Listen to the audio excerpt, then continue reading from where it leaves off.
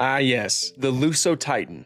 The Lusso Titan was certainly the talk of the town after the Walking with Dinosaurs trailer released, and that's because of those balloons on its head. Now, this is something that is purely speculative, like we don't have any actual fossil evidence to support something like this, but it certainly highlights something that I think is overall very fascinating about dinosaur reconstructions, and that's the all yesterdays method. I call it that because this method seems to have gained most of its popularity after the release of the book known as All Yesterdays. The goal of All Yesterdays was to encourage readers to look at dinosaurs and other extinct animals in a more like out of the box light, like kind of like speculate about what their behaviors could have been mostly. I mean, on the cover you see some protoceratops hanging out in the tree, something that of course we don't necessarily have any evidence for, but could be something that would be observed in some extinct animals. Now, of course, there are those who disagree with this method. They think that you should only stick to the fossil material that we have and just kind of like limit your reconstructions in that way. But there are many who do love this approach, applying it to their amazing pieces of paleo art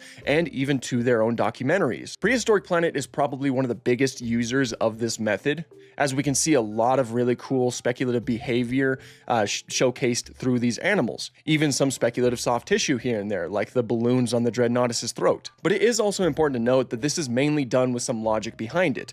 Take, for example, you can't simply say that T-Rex had like full feather coverage like a small modern day bird, because we know that large animals like T-Rex would simply overheat if they had that much feather coverage, especially in the environment they lived in, which was overall a lot warmer. Rather, it would be a lot more safe to say something like T-Rex likely had small amounts of sparse hair-like feathers, because that is something that is way more likely for the animal. So yeah, in essence, that is what this Lusso Titan is. It is a piece of speculation that we don't really have any evidence for. We don't even have the skull of Lusso Titan, so it's really unknown, but it is simply something that is really fun to think about.